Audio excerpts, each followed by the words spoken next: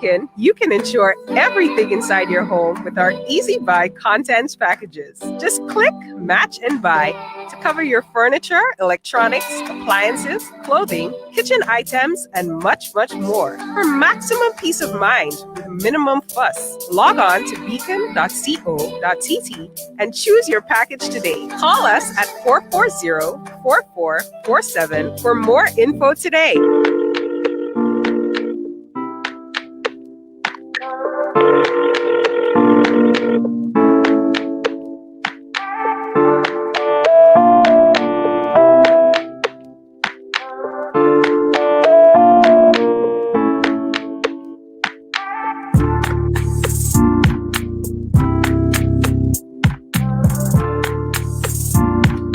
And we are back for another ladies' room on this beautiful Monday, May 4th.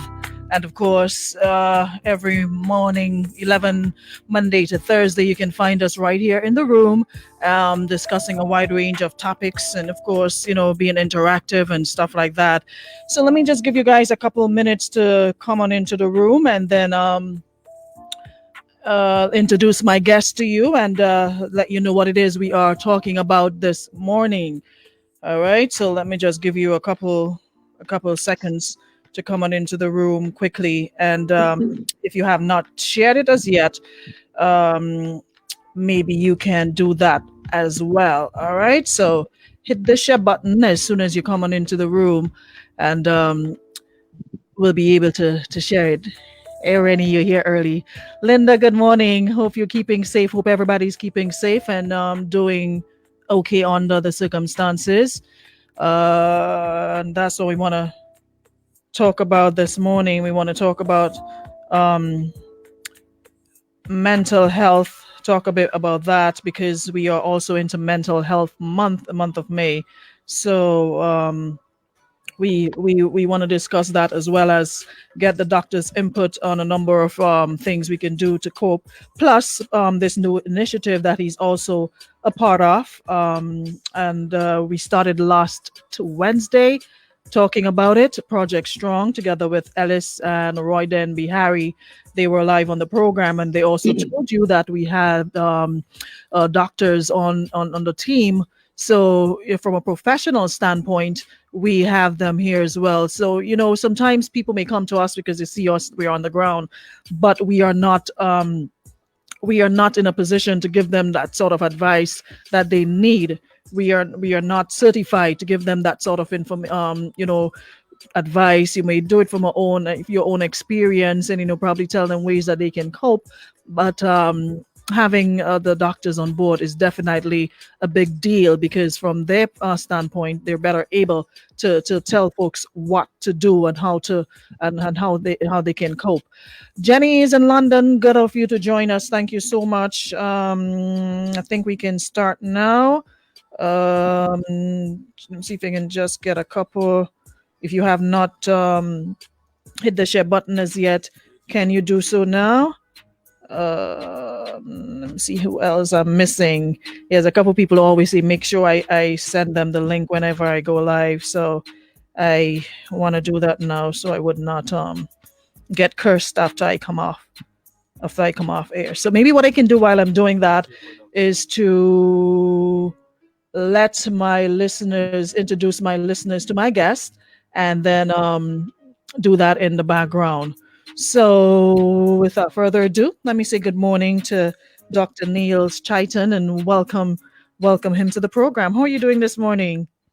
I'm doing well, thanks, Aruna. And by the way, let me say greetings to your listeners out there, far and wide. It's great to be, what I just realized is in the room.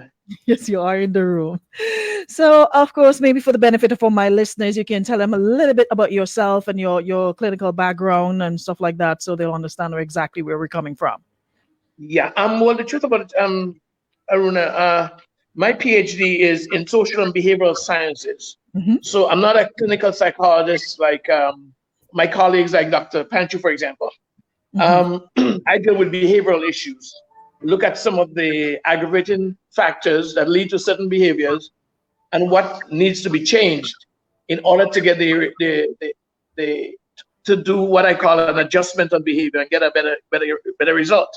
So I have been an international social skill consultant for the last 20 years, working across East Africa, where I lived in Toronto, well, Canada on a whole, across the US, the UK, from those that listen from in the UK, from Brixton, South London, right across to Central Leicester, and worked from Jamaica, in the north of the Caribbean, right on to Trinidad and Tobago in the south.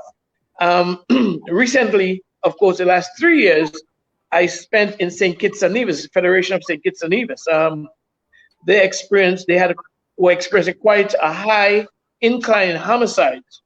And I was asked to come in there and to help. And of course, at that time, I had just copyrighted a 4-dimensional sustainable model called the EDER approach, EDER approach to sustainable crime reduction. And of course, the Ministry of National Security there were very interested in it. And I went in there for three years, worked along with all stakeholders, police, government ministries, churches, schools. And I'm happy to let you know the whole intention was to be sustainable, because no project or no program is worth its salt if it's not sustainable. If it's going to create a hype and then die down, then it's as I say, it's not worth its salt. The intention was to create sustainability, and I'm happy to let you know that for 2019, from April 2019 to April 2020, the Federation of St. Kitts and Nevis has seen only 1 homicide, as opposed to 36 and 32 in 2015, 2016. So that's what I do. I am a street guy. I like to be in the street because, ladies and gentlemen, I'm of the strong opinion that the only how we could actually create change, especially in men. And when we say, if we are truthful, when we look at the prison population, right? When we look at domestic violence, when we look at sexual assaults, all these are predominantly criminal activity perpetrated by the male gender. And if you don't believe me, go to HMP, 300 plus men, while probably 7 or 8 or even 12 women, right? So it tells you. And so I've dedicated my life, honestly, wherever I go, to help with a strong target focus on men, to help them, because of course our men, if we could pull them up and help them to realize who they are, you will see a drastic change in society. A drastic change, or women would not be as stressed up, trust me, So that's me, social and behavioral science. All right, social behavior. So now, pre-COVID, during COVID, and after COVID, I'm sure there's a lot that you will be observing, and of course, a lot that you'll be looking at in terms of behaviors and what you see happening as a result of certain things. What would you say would contribute, though, to those sort of behaviors that you would recognize on a daily basis, if you'd like to point out those? Yeah, recently, I am a crime columnist, by the way. I write for what used to be Caribbean News out of Texas, now called Caribbean News Global, for SpiceIslander.com in New York. And most recently, now Grenada has been carrying my articles. I wrote an article, my most recent in April, and it was called "The COVID Monster Breeds More Monsters," right? Of course, I use the term monster because there was a lot of symbolism going around to describe what COVID meant to people. I heard terms like it's a plague. Others use terms like it's a blight. But one person used the term monster, and I liked it because, it gives this kind of a frightful, lurking in the dark kind of a thing. And in truth, and in fact, Aruna, COVID has come in as a monster and put a spike in our operations. It has derailed family plans, derailed government plans, shut down businesses. But what has it done? It has isolated us. I mean, Caribbean people who are free-spirited people who like going to the beach, hanging out after work, that is now curtailed. And not only that, If you are told, Aruna, please, folks, after work, go home is one thing. When you voluntarily go home. But the second thing is to be enforced, where it's a state of emergency. And you better be inside. If you're not, you'll pay the price. And of course, it's not that our law enforcers want to be terrible, but of course, it's for the greater good to curb the transmission and community spread. Now, that in itself has brought us some new routines. And as basic, Aruna, as hand washing, you know what I'm saying? When we were young, I was born and raised in Grenada, although I grew up most of my life in Canada. When we play in the dust, what did our mother say to us? Wash your hands, boy, before you come inside, right? Most time it was a casual, just letting the water fall over our hands, But now you got to be more intentional, You got to do 20 seconds, soap it well, and not only that, hum the birthday song twice. You have to be more intentional. Things like wearing mask. Aruna, I am kind of claustrophobic. I'm an outgoing guy. A lot of us are. Mask. Oh boy, mask. Like I can't take it, right? But I have to now sacrifice my comfort for the greater good of my health, my family's health, and the nation's health, right? So these are routines that we now have to go into. But let's look at another one.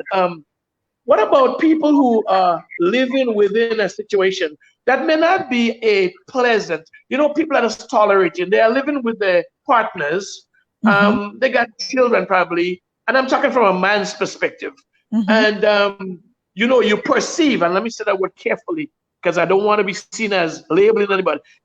The man perceive that he living with a nagging woman who like to bother him, So he decided, what, after work, I got some extracurricular activity. I'm going to stay out with my boys, I go to football game. I go to a sports club. I'll even go to a bar and drink because I don't necessarily enjoy going home, right? And then of course he hangs out there. He drinks. He goes some kind of a half inebriated or probably fully inebriated. He goes home just in time to fall asleep and start the routine all day again. And then guess what? The family. So that sort of takes care of him for that day. That's right. That's his coping. That's his self-medication, and that's his coping mechanism. And all of a sudden now, it's locked down.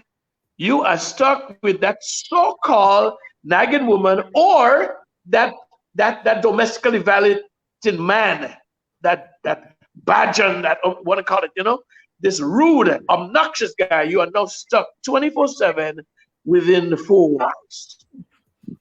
It is the perfect recipe of domestic violence. Because remember, the gentleman doesn't have his coping mechanism. He doesn't have his self-medication, though. He doesn't have enough, and so he has to deal. Well, you have two options, really. Two options. One, you are compelled now to sit down and talk. And it might start rough. It might start really disrespectful, but you have enough time. Hopefully, by the end of the day, you could come to some conclusions. Or you have the option of saying, well, I can't deal with this. You got haywire.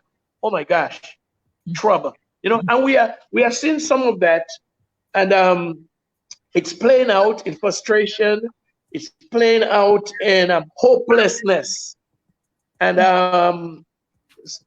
sad to say that in Grenada, and I'm not at all attributing that to what we've seen within the last 2 weeks, but we've seen even where men are taking their lives, right? And again, let me say very cautiously, I don't want to be reprimanded for this. We are not at all saying it was a COVID situation, although we may not have done a deep assessment enough to know if it contributed. But I'm just talking in general, So it is the perfect recipe for trouble within the home. But at the same time, what is the good that could come out of it?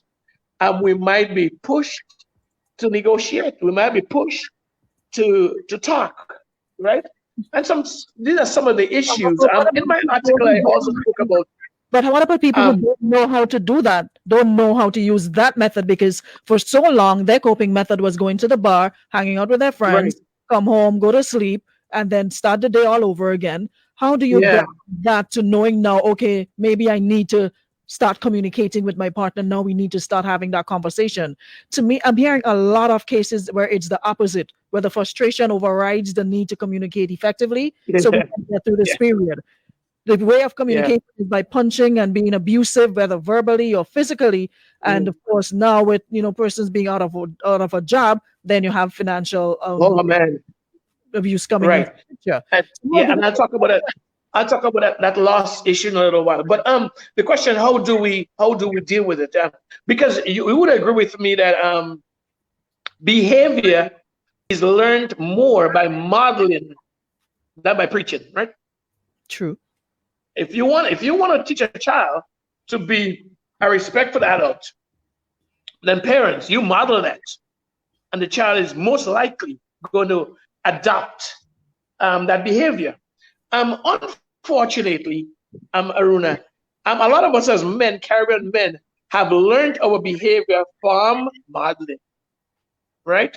And so if we see our dads being disrespectful, and the truth about it, I mean, if we are honest with ourselves, we see that there are quite a lot of youngsters, males, that are growing up without fathers or without the impact of a father present.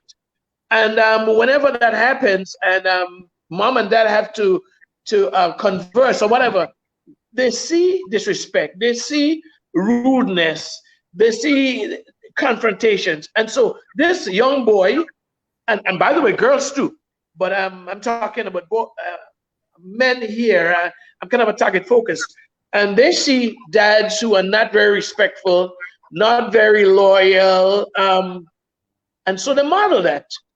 No, the question is now that this boy has grown up and he's in a home in a COVID-19 situation, what do you expect? And your question, how do we deal with that? Well, the truth about it is that there isn't too much leeway or latitude for that to seek help, because of course they're locked down. The woman, if she is battered, and by the way, let me be careful here, because there are some women that really violate men too, right? The only difference is that when the man gets beaten down and he has a black eye, he tends to make an excuse. He say, you know what, man, I just hit my head on a mango tree, because he's so ashamed to say it, right? Whereas when a woman gets battered, it's oh my gosh, there's a support group and everything. So the question, what do we do? You cannot go outside because COVID-19 and the isolation has us inside. Well, I'm happy to let you know that there are a lot of helplines around. Okay, social development has helplines. I do not have them off the tip of my finger, because at this moment, Dr. Panchu is the one that's dealing most, as a clinical psychologist, dealing with most of it. But there are helplines available. There are teachers. There are significant others. Grenada, thank God, Grenada is a very religious society, very much opposed to North America, where I'm accustomed. And our clergy, men of the cloth, there's no church going on, but of course, Zoom is doing it. And so people are connecting all over. Social media is a great one. Use your social media platforms, encode messages. There are people like me, Aruna, that are perusing all the platforms, looking for red flags, looking for indications, and quickly encoding a message of hope, of help to people. Use your phones, use your social media platform, send a message, let people know. Do it in a very nice way. You don't have to give all your business out. People will realize you need help, or people that are attuned will realize and hopefully will respond. As I said, the police is there. At least the police are outside there. Reach out for help, call helplines, because the truth about it, if someone is not socialized to converse in a polite way, COVID-19 is not going to help you to do it. It's going to only exaggerate the situation. Somebody is raising the point, though, because, of course, like I mentioned earlier on, this month is Mental Health Month, Awareness Month. And this person is making this really good point that Grenadians, from as long as I know, always had a problem with asking for mental health. And there's always that stigma attached to it. Taboo, yeah. And the thing about it is that this stigma is right. And I was just listening to GBN with clinical psychologist Dr. Pancho, and he was making that point because what did we call people? I mean, I remember, for example, growing up in Grenville, there was a lady. I heard in her younger days, she was a model kind of figure lady, and we used to see her very unkempt, walking the road, talking to herself. And what did we do as boys? Laugh. You know what I'm saying? Mm-hmm. Laugh. Tease her. Some people even throw rocks at people like that. What did we call in those days, the psychiatric unit was up in Richmond Hill. Probably that's before your day, Aruna. But what it was called? The crazy house, the mad house, to have someone who was meant, huh? Oh, the pink house. Yeah, now the pink house, right? So there was a stigma attached to it. And when someone was experiencing any kind of mental health issues, boy, it was such a stigma. Even the family in which they lived from was stigmatized. Mm-hmm. People would say things like, oh, you know what? It run in the family. Oh man, sorry about that. You're upside down. Sorry. Sorry about that. I turned my volume off, but I don't know why it's coming. You're better now. All right. I hope I do better. Sorry about the listeners. It's my apology here. I hope that didn't get you mad. Sorry. But so we have this stigma, and people even would say, you know what? Like I'm Mr. Chitan's son. Oh, you know what? It run in the blood, His father used to behave in that kind of way too. So there was a kind of a generational stigmatization, and it was not looked upon. It did not have the expertise. So people were basically left to their own. Mm-hmm. Because oftentimes you would see these people around. That's a call from England. I don't know why, but left to themselves. Now, of course, with so much more. And by the way, listeners out there, you don't have to wait for a clinical psychologist or psychiatrist. And that's the great thing about the internet. Aruna, there's so much negative things about the internet. We learn so many negative things, habits and stuff. But there are so many positive things, mm-hmm. right? There are so many sites and websites and blogs that talk towards mental health. That the average Joe that has an internet connection in his hand can educate himself and get tips how to deal with it. So it was definitely a taboo, and I'm glad that we have passed that stage. I'm hoping. I'm not even sure where we could talk about it a little more. I mean, and by the way, that COVID-19, the stress, the trauma of COVID-19 can increase the state of people's mental state, the stress. When they go in the anxiety, the panic could also aggravate that. So we could probably look at that, in that light also. Mm-hmm. Someone is saying that what they've noticed is that social media would have us believe that we are more progressed as a society and progressive as a people. Hearing me? I'm not hearing her, You're not hearing me? Did you mute me or something? Sorry, I'm not hearing you. I'm hearing you just fine. Okay, so you need to come back in again. Yeah, I was making the point that Nikisha was raising in terms of noticing that social media would have us believe that we're more progressed as a society and progressive as a people than is the reality on the ground. And I really believe that, because even now, if you're around the town, you would see certain people, you would see seemingly crazy, as we call them, and that's the first thing you would ask, or you would see people asking for help, women as well as men. And the first thing you would ask is, where are these people's families? How do you just throw, and there's one in particular who I've heard has children. And the question I would ask every time I see her and she asks for $1 or $2 is, where are these people's family?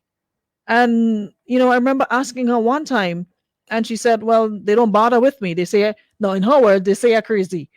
So they don't bother with me. They practically ignore her existence, and no sort of help, trying to get her the help that she needs, or making sure that she stays on her medication, or making sure that she stays off the street. It's like, okay, well, she's crazy and I don't want to be associated with her. I don't want people to know that's my mother or my sister or my aunt or whatever the case might be. In her words, they completely cut her off. She can't even go around where they live.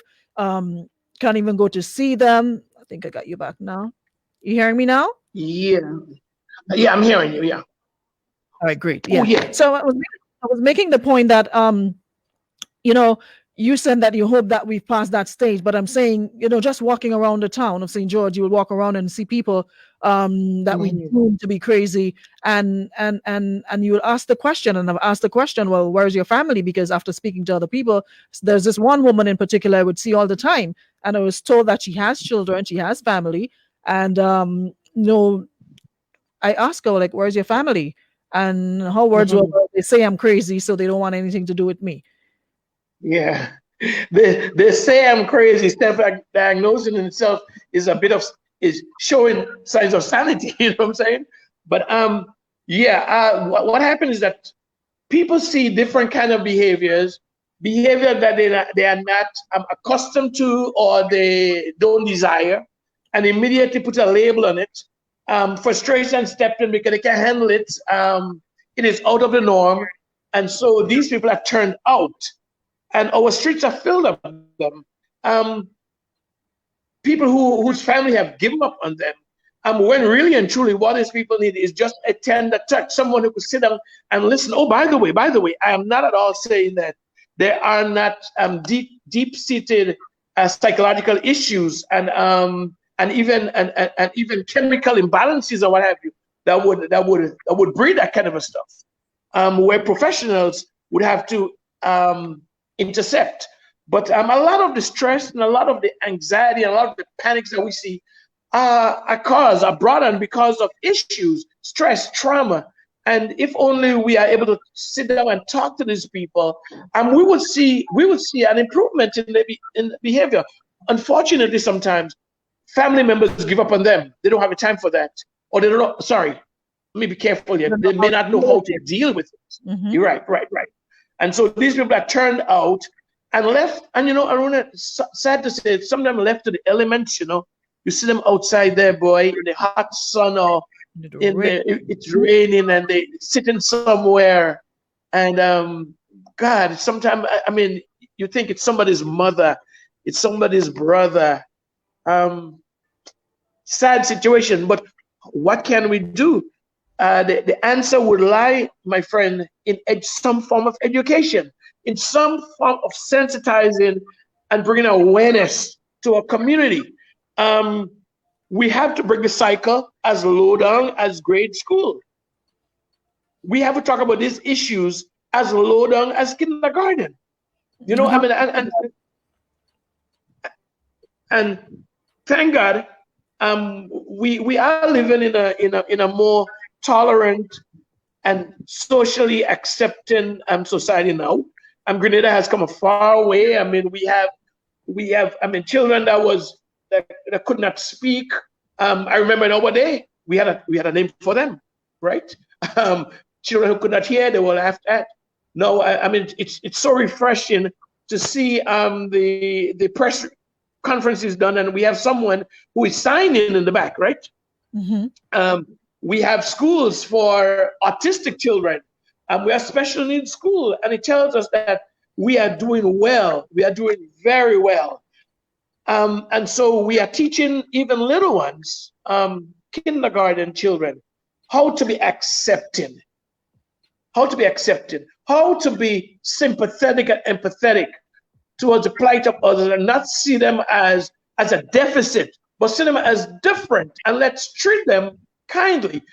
And if we take it up to grade school and we take it up into high school, we probably could break this cycle in a generation where people become a little more sympathetic, empathetic, caring, and hopefully these people that are stigmatized, hopefully a next generation, Aruna, sometimes we have to sacrifice. Some have to be the sacrificial lamb because education does not change things overnight. You would agree with me, right? Mm-hmm.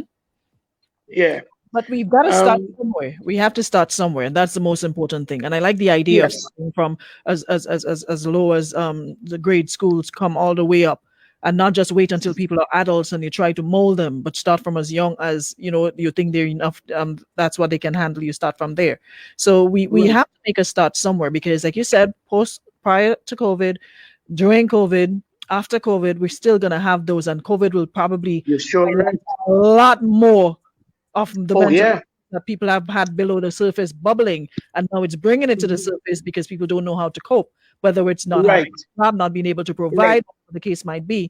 We're going to see a lot more. So how do you recommend, before we go, we look for those flags, and how do we move on from there?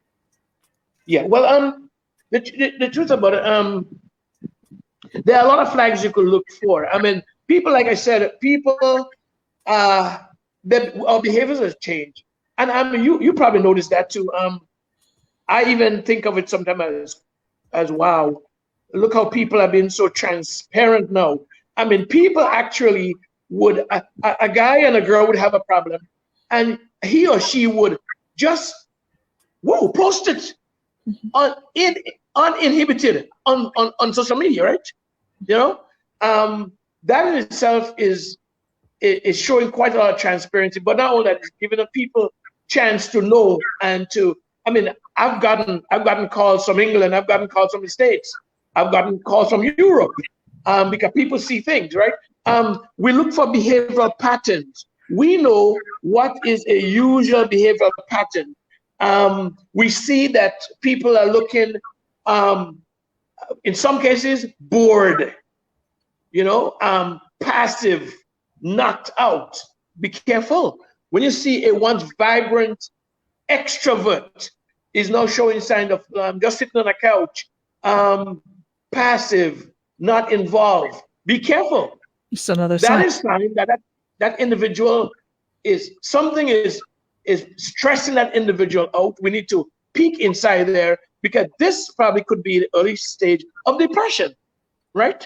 And Aruna, the thing about it is that depression has a very ugly end. It's a debilitating condition that gets worse and worse, and until the inevitable happens. And oh my God, the inevitable is sad. The inevitable sometimes is irreversible. So we should know. I mean, we're locked in a house because we're isolated. Unfortunately, the speed of 21st century living, where people zoom in and out, and my goodness, you pull up in most houses, 2-3 cars in the driveway, people are on the run. Sometimes it doesn't give us a chance to observe even our siblings, our children. Parents just drop their children off to daycare early in the morning, 7 o'clock. I mean, that was a North American experience. Now, there is no North American, Aruna, let's be honest. I'm making the point. There is no North American lifestyle and Caribbean lifestyle. Once you have access to the internet, the world is now shrunken, because, I mean, you see a guy on the street, he looks as though he just came on the flight. You think it's a little thug from Brooklyn or something like that. And no. He has never even got on the plane. But what happened, the influence is being downloaded. And so, unfortunately, sometimes that fast life does not give us a chance, mothers and dads, brothers and sisters, give us a chance to really know what to expect. And I don't know the truth about it. We see it in the schools, because right now, just before COVID-19, I was doing a lot of work with my alma mater, which is SAS. And you hear teachers saying that, and even mothers and dads, when they called in, you hear them say, "That's my boy. My boy did that." They're shocked. The disconnection is here. Disconnected totally, so they're clueless. Yeah, they're clueless. And it would seem, and somebody might even think, "Oh my God, this child has bipolar. You have 2 different personalities." No, not really, ma. Not really, ma. They go to church with you, and you think that's who they are, but they spend most of the time outside with their friends, right? And that's really, and so what happened is that out of character, as you practice out of character long enough, it becomes in character, right?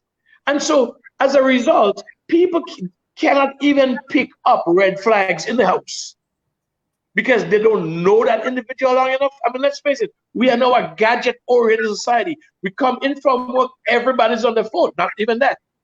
We pick up our children, and they're in the back of the car. There is no discussion, man. There is no, hey, there is a brown cow. No. Because everybody is now solidly engaged on the gadgets. And so it's even difficult, my friend, to see red flags. Children in the room. And that's why they use the social media to put up the red flags. And so that's why professionals, and I say, I mean, you won't believe that, but once I get up in the morning and, you know, I've done my thing, I go online. I have my computer in front of me on my desk, online, picking up red flags. I mean, I have over 25 people. I'm supporting. I'm calling. And I hope somebody's listening there. I have a group of girls from Anglican High. I came to work with the Young Leaders Group in 2016, and we formed a really good relationship. I think it's 12 or 14 of them. And we've some of them, but one of them is now a parent, and I know the stresses. So I formed a WhatsApp group, right? And what do? Every morning, I do a roll call, and their answer is, aye, Captain, right? And so every morning, I put roll call, and these girls answer, is everything okay? Anybody have a challenge? And we work on that. They're free to say and work on that. So to mitigate that, we take some effort, we take some planning, we take some good, so, and then of course, and then of course, Aruna, is the aspect of loss. And you kind of spoke to that early on. Loss will bring grief. Let me say it again. My book, by the way, is called Pulling the Plug, a practical guide to disarming the downward spiral of loss, grief, depression, and death. And I was really talking about suicide here. When people say grief, they usually pin it on death alone, but no, there are so many losses that the human being has to deal with. We have job loss, and I mean now in a COVID-19 situation here, businesses are closed down. People are out of jobs. We are thankful when we hear that there are stimulus packages to help workplaces and stuff, and that's a great hope. But when the rubber hits the road, a family is locked in, and the finances are running out. Financial loss. I got a call of a guy who said, a matter of fact, he came to me and he said to me, Dr. Chitan, my girl just he said, and I'm going to use the Grenada lingo. He said, my girl harmed me, man. My girl harmed me with the next man, and he has a car. And then when I came, and this guy's angry. Thank God he sought me, Aruna. Thank God he sought me. And there's a lot that people are dealing with throughout this. Yeah. So it's good that like yourself, who people can reach out to. But tell you what, we are still out of time. But in case folks want to reach out to you, how can they do that? Yeah, my direct number is 416-8377. Again, 416-8377. Aruna, I respond 2 in the morning. Right? Anytime, 24/7. And if you need me to come out to your house to help you deal with a teenager or a situation, please, my friends, call me. I will be there. What's the number again? I will observe 416-8377. Of course, on WhatsApp, you would put the 1-473-416-8377, and I could be reached on WhatsApp. I would love to help you. I would bend backwards, my Grenadian people. That's the reason I came to Grenada. I came here to be of help to Grenada, and I am committed. Appreciate it a whole lot, Dr. Chitan. And of course, we will be touching base again. And I'm sure there are folks who will be reaching out to you. Somebody pinned it in the room. All right. Thanks, Patty. So you guys can reach out.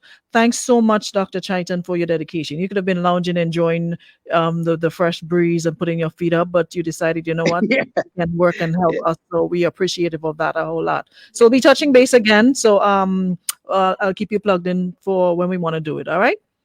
Thank you. And everybody keep safe, obey the regulations, and let's get rid of this virus. Thank you very much. God bless you. Thanks so much, Doctor. Thank you so much, guys, in the room. And of course, tomorrow we'll be back with our Edification Tuesday with Eddie Frederick. So hope you guys will join us for that. Thanks so much, Pepsi. I try. Thanks so much, guys, everybody on the live who kept the discussion going and for joining us. Looking forward to having you guys back tomorrow for another show right here on Power 95. All right. So see you tomorrow.